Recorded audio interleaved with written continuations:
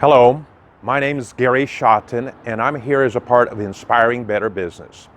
And today I'm going to talk about learning faith. And in reality, I'm going to focus on learning faith for finances, because this is a website for business and how money works and how we as Christians can be prosperous in this day.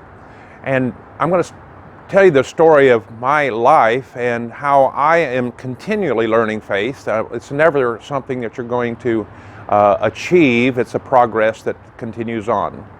So I graduated from college and I was married, just newlyweds. We went to our first job up in the state of Wyoming, and it's kind of a God-forsaken area, not many churches, and pretty rough. And after 1 year of just really horrible thoughts, I can't believe I went to college to do what I'm doing and was ready to quit. My wife and I together got saved. We became Christians. And we were then involved with a steady pace of Bible and Bible teaching in a great church. And there's a fundamental church, there's a small church, and there's a whole history there. But at one point, I came to the conclusion that I was not learning faith, learning how the Bible works, at a pace that I would be happy with. And I talked to my pastor. We're about the same age, and it's not what he wanted to hear, because I didn't tell him in a negative way, criticizing him. I just said, in the environment I was, working hard, going to church, and having my activities, I needed to accelerate my Bible lessons, my Bible learning, and I knew of this school that would teach how faith works. It was known for teaching how faith worked, and we became familiar with it, and we felt the Lord leading us to that school in Broken Arrow, Oklahoma. And again, my pastor wasn't excited, because I was the chairman of the board of the small church. I was in charge of the construction. I was also the Sunday school superintendent, and I was also the treasurer. So in a small church, you pretty well do everything. That's the way it works. And so I wasn't in any way critical of what was there. I was just looking out for my wife and I's best. And my wife was in agreement. And we moved with 3 small children, some 1,200 miles from the northwest corner of Wyoming to the northeast corner of Oklahoma. It's a pretty good trip. And in that process, my quest was to learn how to grow up as a Christian. I didn't think of it that way, but it was truly learn how faith works. How does faith work? Well, being an engineer, I think God must be an engineer. I mean, I'm partial, but He creates systems and processes, and I learned that faith works pretty well the same. I see it in the Word of God. I started analyzing it in my mind, thinking about it. I become convinced that that's right, and then it has to drop down into my heart, and I have to take action. That's what happened with my salvation. I saw it in the Word of God. There was no question the path I was on wasn't the right path, and I saw that it was wrong, that I needed to go a different path, so I became convinced in my mind, and I then took action. Sometimes just spoke it out. The same thing with healing, the same thing with a marriage. I have to see it in the Word of God. I have to believe it in my heart. I have to do what I need to do, and I need to take some actions to make this to come about. So I'm here, I'm in the town I am now, and I'm believing God and working. And I'm thinking, oh my goodness, I'm on the right path. Everything ought to be perfect because I am following God. It didn't work that way. First of all, I came believing I was going to have a great job and I would continue my income at a pretty good level, at least a sustainable level, because I have, at that time, my house payment back in Wyoming, because I didn't sell my house at that time. It had 14 acres, a nice little place. I'm giving that up, and I'm learning faith, and I have to pay that mortgage payment. And then I have another payment, which is my new rent, utilities and all, and guess what? My rent was twice what my mortgage payment was. So I was used to a particular payment, and now it's actually tripled, and I don't have income. Well, my point is, I went through this Bible school and I studied, I listened, I took notes, I took very good notes because I'm committed to this. I made up a sacrifice to get here and I'm learning it. I got my certificate, I walked the aisle, I got my picture with my graduation gown on, and yet, to be really honest with you, all I did learn was basically and it was needed. I learned the foundation. I learned in my head how faith worked, how the Bible worked. And you know, I mean, at some time in that whole process, I was pretty diligent, and I could actually quickly review the books of the Bible: Matthew, Mark, Luke, John, Acts, Romans, 1 Corinthians, 2 Corinthians, all the way through the 26 books.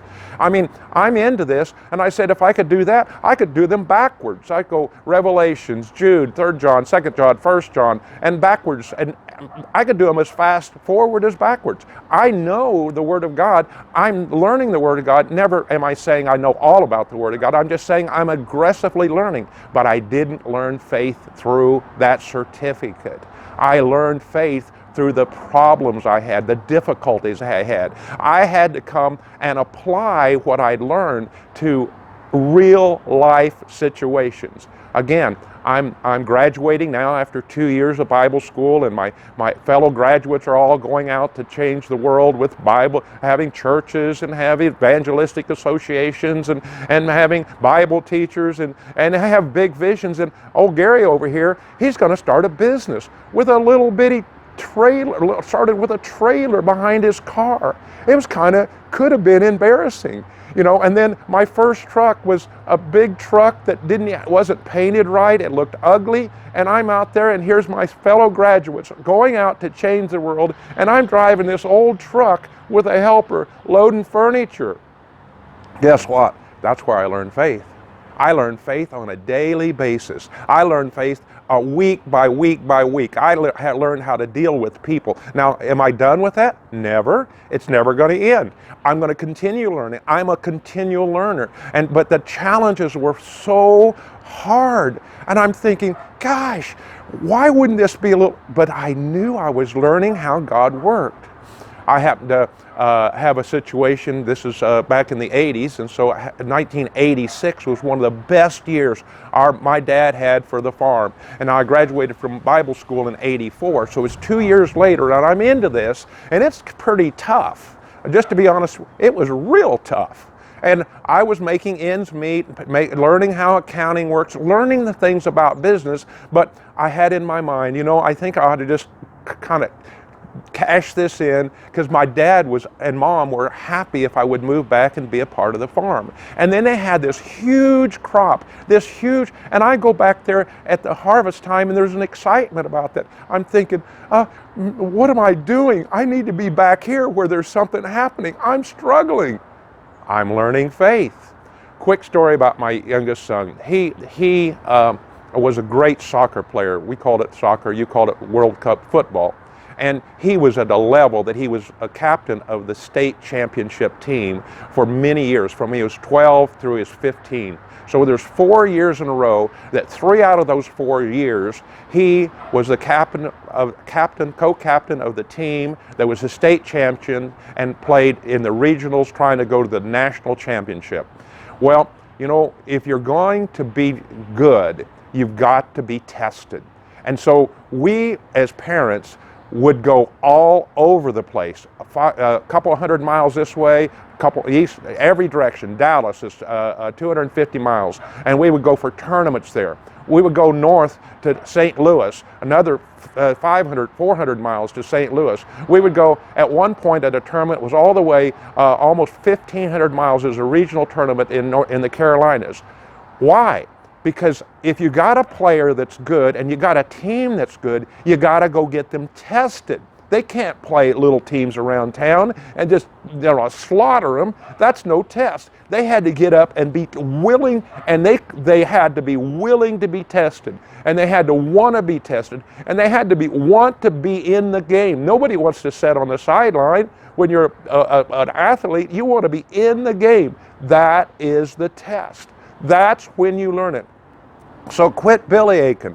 about your situation and learn that the test is what you're wanting. You're wanting to be in the test, and I'll finish with this. 1 Corinthians 12:13 says, God is faithful, who will not allow you to be tested above that you're able, but will with the test make a way of escape that you may be able to bear it. It's like a perfect parent that will never let their child be overcome with something they couldn't pass. They wouldn't allow that. They're going to protect them. God will protect you, but introduce, and by your path, you will be tested. But He will always make a way of escape. I use that so many times that it's tough, but there's a way to get through this. Well, I hope you learned something from our lessons, and thanks for being a part of Inspiring Better Business.